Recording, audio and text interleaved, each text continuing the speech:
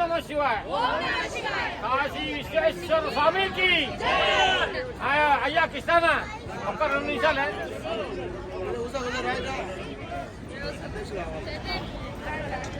ఇది కాశీకి సంబంధించిన గంగానది. ఈ గంగానది ఏదంటే ప్రవహిస్తూ ఉంటది. ఇది కేదార్ ఘాట్ అంటారు.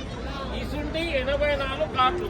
ఘాట్ అంటే ఏమిటి అంటే ఈ ప్లేస్కి వెళ్ళి ఈ ప్లేస్ వరకు ఒక ఘాట్. ఇది ఇక్కడ ఎనూరి బస్సు తర్వాత ఇట్లా 84 ఘాట్లు ఉంటాయి.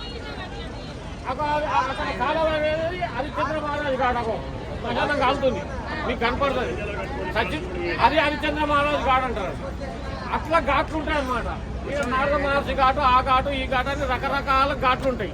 ఇది అన్ని కలిస్తే కూడా మనం బోట్లో పోతే బోట్ అని చెప్తాం.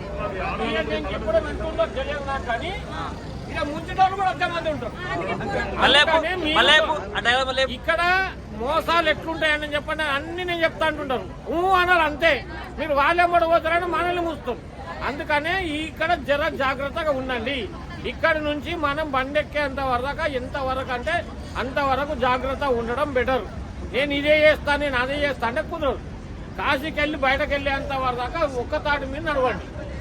అంతేగాని ఇంతకుముందు లెక్క చాయ్ తాగినాక మళ్ళీ టిఫిన్ చేసి అంటే మీరు తప్పుగా అనుకోకండి. చేస్తే ఒక్కటే చేయాలి. ఆ తర్వాత ఇప్పుడు కాలభైరవ సందర్శనం. కాలభైరవ సందర్శనంకి వెళ్ళి స్వామివారి దర్శనం చేసుకున్నాం, బయటకు వెళ్దాం. నేను దొరకపోతాను అనుకో, ఒకళ్ళను ఇద్దరు పోతాం, మాట్లాడతాం, చేస్తాం. అంతేగాని తప్ప నలుగురు కాకూడదు. ఎవరు పోతారో మాట్లాడతారో నాంబడి ఇంకొకరు ఉండాలి. వాళ్ళు మేమిద్దరం చెప్పినట్టు కాశీకి వెళ్ళి అన్నారు. నేను చెప్పేది నా ఎంబడి ఇంకోరు ఉండండి. నేను చెప్పినట్టు మీరు అందరూ అది 10 రూపాయలు అయినట్టుంటే మనకు రూపాయి వేసుకుంటాం. అంతే, తొందరపడకండి. ఓకేనా? ఈ మళ్ళా నేను చెప్పా.